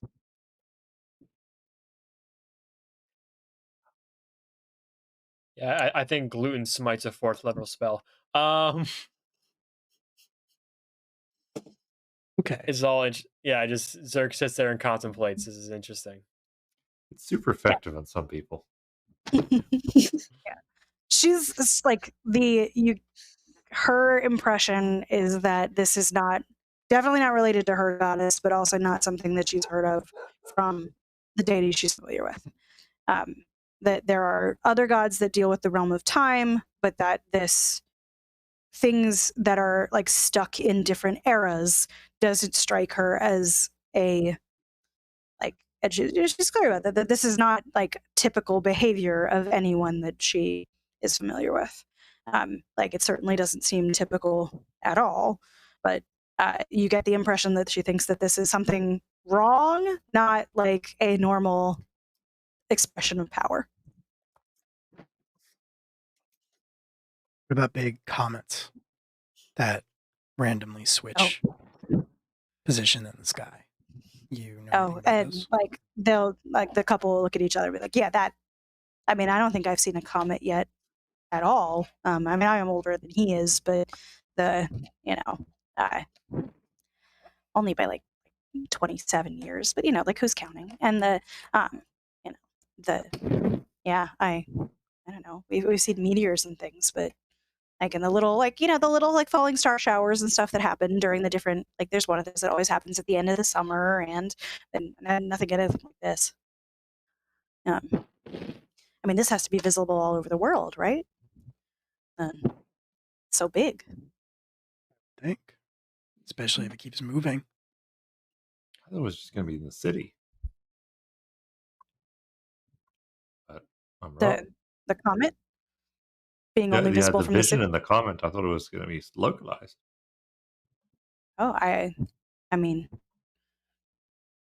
maybe the vision. I mean, if it's localized, did the local move? Or maybe we're close enough that it still counts as being in the locale of the city, but that comet can't possibly be local. It's that big, that bright. Well, there How do you are localize a comet? there are only two possibilities: the comet moved, or we moved below it. But we can see that we're still Okay. standing in the same place. So Mhm. But same place, but maybe not the same time. great.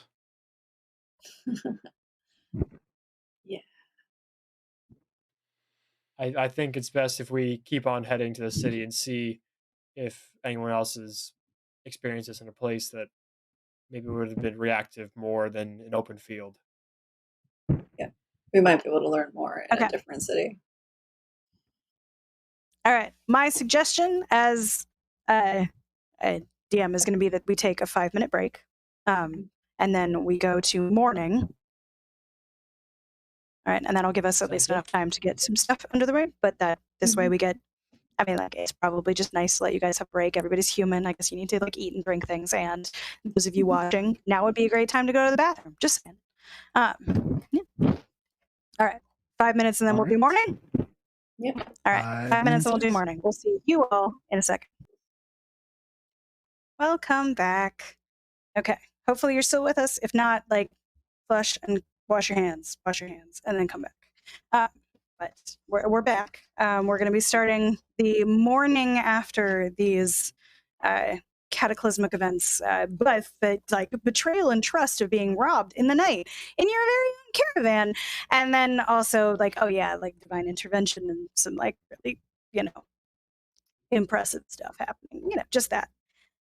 Morning will dawn, and caravan will be speedier than usual in terms of packing up. So as that, gray blue light filters into the world, your Belle's already mentioned that she's going to be looking for more of the shimmers. But one of the first things that strikes you about the landscape, now you've been traveling through this rural, pastoral, as the sun creeps more into where you're getting a sense of not just feature, but also things lighting up in the color and tone. What you had gone to bed with and what the sun had set on was things that were more like open pasture land and grassland, like a nicely maintained or at least nicely well-tread road. The road upon waking, still fairly nice, but what had been in the distance things that were more nicely portioned farmland now still looks like farms, but not nearly as widespread as it looked in the distance before, and not as established. If what it was before was some very nicely laid out neat rows of wooden fence, is now things that are made from scrap wood and sticks and daub mud. The other thing that you're going to notice in the very distance, still in the grassland portion of where you are right now, is some hulking figures of not quite cow out in the distance, starting to move a little, as though they are also waking up. And in the very distant, out as you go further towards the west, in what had been the very extremely craggy, tall mountains, still there, but the volcano that visible from Obsidian Bay, that sheared off top with snow capped most of the year, is now an intact cone, snow-capped to the top. Some of this looks exactly the same. Some of it definitely doesn't look as it was when you went to sleep. Okay. Hmm. So it didn't just move. Stuff happened. Bless you. Thank you. Allergic to time travel, it's fine. Uh-huh. So Okay. I am not from this area, but do any of us know like when the volcano exploded to shear off the top? Like, can we get a rough estimate of like how far back in time Sure. we may be? So I would say the most likely of you to have success with this would probably either be Toad because it's a major geological fixture, or Bran simply because it's local. You're welcome to roll me history. Can certainly try. I did get a 17. The others Shockingly. you can roll, saying it'll be better for them. I shockingly got a 17. I rolled an 18 -1, which is my history bonus, for a total of 17. You're muted, Toad.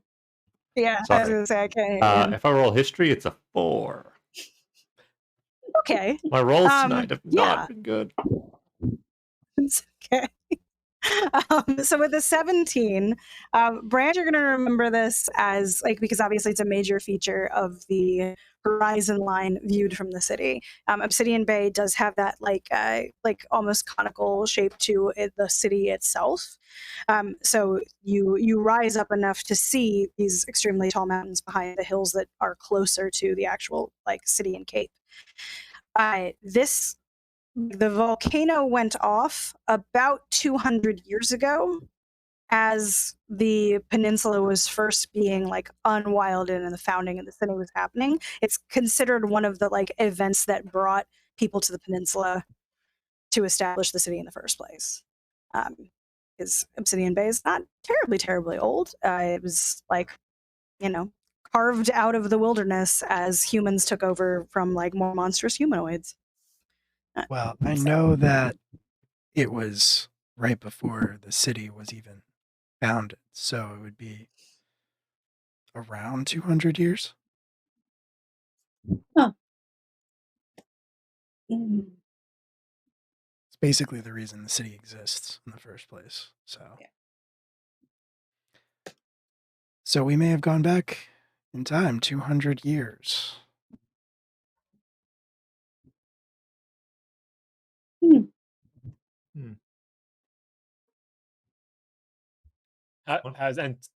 Time Bread still flickering, just doing the same thing. Yeah, Has the time bread hasn't, stabilized? No. Time Bread is still looking as though it is not sure where it wants to be in its lifetime. Okay. It's not indicating anything. Like it didn't start to glow on and off red or anything, but like just not quite chosen where it should be. Alright, If you but- decide to go looking for the shimmers, the caravan is like getting going. So you can like either continue with them and sort of off-road. You now have an extra horse if you wanted to go looking for it, or just see if you encounter one along the road. People like those that are from this area, which is the vast majority of them, are freaked out about the fact the volcano is intact again. But like their plans sort of remain the same. If anything, people seem to be more willing to stick to Thoth in this. Like we don't know what the heck is going on, but he believes that the strongest of us are going to survive, and he seems like he's capable. So let's hang out with that. He will reiterate that we'll all be fine so long as the mighty of us stick together. All right. So you head out the same direction as the caravan, and are you gonna go looking for shimmers, or I think I would just try and, like, if we're staying with the caravan, I would just kind of ride up and down the caravan and see if I see anything like the horses or the people or the one other cart or our cart, just like among us rather than ride off into the now very unknown wilderness. anyone opposed to going with the rest of the caravan for this, or are you sticking with them? Stick with him, I guess. Yeah, definitely. So, Okay. Sir, if we've And then- gone back in time, is my bowl back with the village? And can I stop looking for it? Probably. I was is Yeah. like Or did everyone? our horses are all good. They're all the same, right? The horses and ox haven't changed at all. Yeah, And the cart As far as you can tell itself. from your stuff, nothing else has changed. So Is all, everybody? Sorry, go ahead. I'll say all our localized organic and inorganic material hasn't changed, but Appears to be the seemingly- same. yeah, is And no one for the caravan is like missing or anything. Like everybody's accounted for aside from the dude we Noticing. killed and I mean, brought other back. than your person that you put like in the ground fell asleep at some point trying to dig out in the night. So like it'll take him a little bit while longer, but like it's fine. There's definitely not like termites forming a hill around them or anything. No. Did the vegetation change? Did like the trees go back in time, or is the forest identical? So from like you were traveling along this before, the landscape has changed in that the like some of what you know was developed looks like it went backwards. Now whether it went a full 200 years backwards or just went to be like a less developed time, that's like that part is clear. So there's like areas that are look less domesticated than they did before you went to sleep. There are a couple of like scraggly trees that maybe you didn't notice before that now are out, but it's grassland. So the places where those are like in lower lying, like little hillocks anyway, like places where water would be draining, so more likely to have just a couple more of those. There aren't like groomed, orchards or trees that you might have seen in the distance before. Like that's not really prevalent right now. But you'd have to get closer to the actual farmland to decide like whether that was. You didn't get a great look at it before. The mountains, the biggest feature that's changed. Everything else just looks less developed, less domesticated, less groomed. And then you got the big old hulking things in the distance. So like if it's just around the caravan, is there? There's a few bushes and The road still looks pretty. The road still looks reasonably well maintained, like not substantively that different from what you went to sleep with. Around you before was just open grass, so this is still just on open grass. Can I pat Toad on the shoulder and ask him, have you seen a creature like that before? The big things walking around, and I'll give him guidance and see if he's ever heard or seen of anything like these creatures. God. Hulking Like, shapes. it's- You yeah, have to get a little bit closer. Guidance will certainly help with like perception, because you probably have by far Yeah. the best one of that.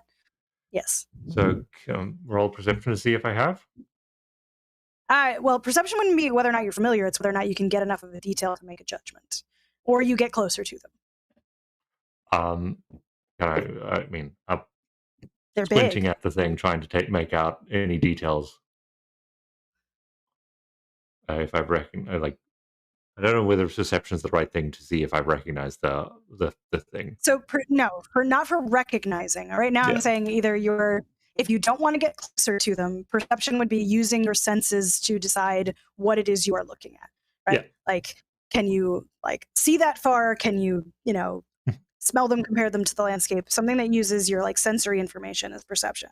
Yeah. If I'm talking about like whether or not you connect what creature this is, you got to see them first. So you can either get closer to them to make this determination, or you can do it from here and see if guidance will help you actually see what you're looking at. This is what I'm saying. Going to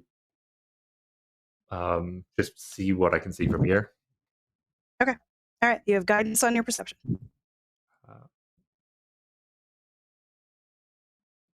Oh God. And D4 for guidance.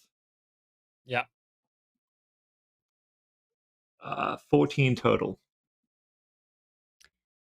Okay. I rolled They really are badly on my perception. yeah, they're far away. You don't know what they are from this distance. They are, given how far away they are and how big they are, they're much bigger than cows, right? Like, which would be like the other like thing that you would expect to see like megafauna wise around you. They're not moving like and you know, you're not elephants, but they look like they're roughly the same size. Like it's a herd of something. They're more like oh goodness, like pod shaped is not what I'm trying to say here. What's the word that I'm looking for? More like compact and oval than an elephant would be, but around that same size and like large, distant, but like movement wise, reminding you more of a cow.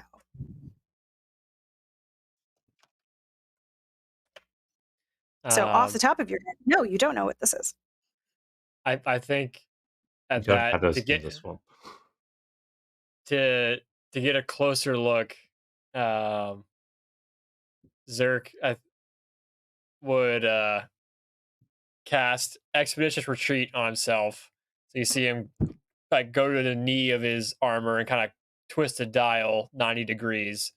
And then first time campaign going to use the winged boots, and my fly Cool. speed's equal to my walking speed. And yeah, I just want to fly over above these things and get a closer look. Out of range, but just above them, like 10 feet above them. Sure. I mean, like, given that it's mostly flat grassland, like they're out there. Like you're talking about something that probably is like it's over a mile away, right? Because we're like, but Hulk in shape, but well, maybe not over a mile, about a mile. So you can get close enough to get a little bit more detail on, but like I don't think that's going to get you over top of them. Okay, I mean, I'll get as close as possible as I can Yeah, get close enough to be able to get a look. perceive a little bit better. Yeah. Okay. And you're above. Yeah, I'm like 10 feet off the ground, whatever. Like high enough that I think if they could lash above, they wouldn't hit me. Okay. As you get closer to them, 10 feet is actually going to be about where like the withers of these things are. Maybe like on the biggest one of it, maybe actually a little bit bigger than that. Yeah, their cow was the closest approximation. This, like, maybe not something that you're super familiar with, given where you're from, but it's like a bulkier, much like more shoulder, like, you know, bulk, woollier looking cow kind of thing, but also significantly bigger than obviously domestic cow and like much bigger than the other either domestic or wild animals of this area. Yeah, like 10 feet is about where like tops of, and granted like the vast bulk of their like their weight and muscle is carried in their shoulders, but like Wow. that's about the withers of most of the adults of the animals. There's like a good, you know, 10 or so of them hanging out in a group, just slowly starting to move around, munching on stuff. Okay. I'll get as detailed image as I can get without falling too far behind on the caravan, and yeah, take that information with me. Right. Yeah, you didn't get close enough to them that they're like, you know, we're bothered by you, but you got a decent idea of what they look like. Okay. And yeah, like a good size approximation, so that's good. Mm-hmm. Cool. Yeah, I Iron Man my way back to the caravan. Okay. All right, and I'm assuming you share this with the group, or at least some of the group. Yeah, I'll just with our party and see if anyone knows if these are common animal for the time, or if these are extinct animals. I don't know. Yeah, so any of you, they're definitely not common. This is a way way bigger version of anything that you've encountered on your own. Belle and Brand, you might have sort of an understanding of something like this that hangs out in grassland, though you're more urban people in general, but not this big. Toad probably has some understanding of at least what it is if it were modern and not this large, which is, it sounds like it's some form of bison, but way bigger than it should be for the ones that would exist out in prairie now. Also, for Brand and Belle, and probably especially Brand, you know that there haven't been roaming bison out in like the grassland areas out here for generations. Like, they destroy farmland, they cut their way through fences, they eat people's squash, whatever. Like, that's not, that wouldn't be something that you encountered taking a nature walk, like just out and about. Dire bison. Giant bison. Thank you very much. No, I mean I've seen them before, but not that big. I don't even know if I've heard stories about bison that big. Nope. These time skips seem to be localized in some weird way. It's, again, more questions, not enough answers. I don't think we'll probably learn much until we get to the city. Maybe we'll be able to see there if they've been affected by the same things, if they've experienced the same. And if it's 200 years in the past, I'm not sure the city will be there. That was my question. If it's even there. Do you think animals feel the vision, or is it just sapient? Can you ask species? them? Yeah. I do have speak with animals. But would they have? Do you want to turn? Would they have speak with Toad? Speak with Toad. Well, no, like they've obviously they weren't in the time period that we were experienced the thing last night. Yeah, we can that ask. seems The present day. Is it present? It It's was not the present. Our present Now it's day. not. Yeah. I mean, you could ask our horses or the oxen that are pulling the cart. I want to. Yeah, those would be the Would- same time stream as us. Yes. Well, the only thing I can really say is that bison haven't been free roaming in this region for generations. Yeah. Which could be 200 years. But even 200 years ago, I don't think they were giants. Is that true, Victoria? Yep, they would not have been that big. So we're looking at over 200 years. Probably, yeah.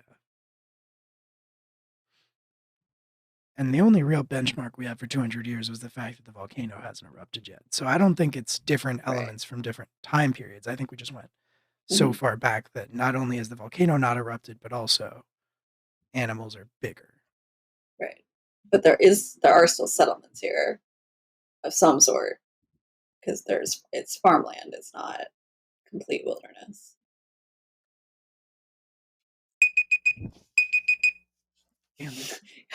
So,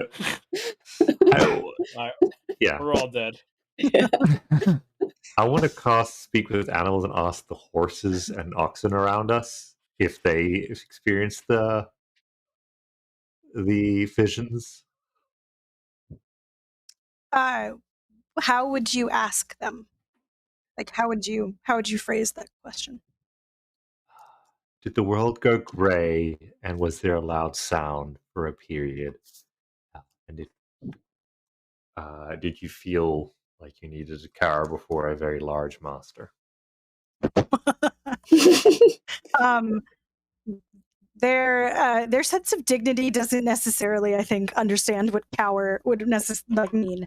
They tell you that they heard a loud sound, and that they felt a that pressure wave that you all felt. They don't really understand what you mean by gray because their vision already does not particularly, same level of color bit. But it doesn't sound like they experienced a different vision set. They heard a loud sound and they felt a pressure wave go through, and then all y'all started freaking out, and we had to get moving early, and that was a little frustrating. But yeah, I don't know. So Y'all are weird. I didn't experience it back in the city. I didn't feel anything other than just you all look weird. No, but you felt you resisted it. Yeah, right. The first time. Yes. Yeah, you felt what the sense of that momentousness of it. They do not give you the impression of anything other than the sound and the pressure wave. When you mention cowering or a presence, or they're I don't know, you all were here. But I didn't feel the sound of the pressure wave when I resisted earlier. No, you did. You just didn't get the vision. Okay. So it sounds like they're describing what I experienced after resisting it, so they didn't experience the vision. They Sure. just have really high wisdom saving throws. Plus 12. It's crazy. Didn't experience any visionness. But also just all y'all freaked out. It was uncomfortable, but same thing happens when somebody drops something too close. They in a horsey way, it was jarring, but 10 minutes later we had to get moving again. Okay. All right.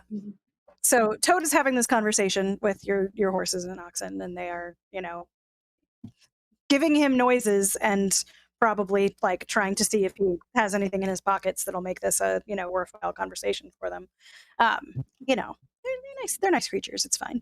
The new horse is confused that this is part of his life now, but okay, I guess that's a got it. Weird shelled thing. You seem heavy. Great. And what do you experience now, though, is another sense of shaking and pressure wave, only this time it's not traveling through the air. You're feeling this under your feet. The earth is going to start to protest, and there's going to be a sound that follows after what you see, which is the top of that mountain is going to shed off some pieces violently in multiple directions, and the sound of it will come a little bit later as the volcano starts to erupt in the distance of the direction you're heading. Yikes. Ta-da! Any figures asking for champions this time, or just the eruption? Or praying? Nope. Okay. No, you do not have the same sense of awe. You do not have a vision of it. Is a pressure wave because it is causing multiple things to travel through the ground at speeds at which they do not normally do that, and pressure coming from below rather than through, and certainly not through the air. Okay. Yeah, so you can see bombs start to go off of the cone of this, the sliding of earth and loose trees, etc., from the top levels of the mountain coming down, and that clear shake of the earth around it, causing things to tumble and slide and be forced up into the air. All right. Which is also going to understandably freak out the horses and the oxen more than your question of did you feel a pressure wave bit? Because now they're all going, I feel that.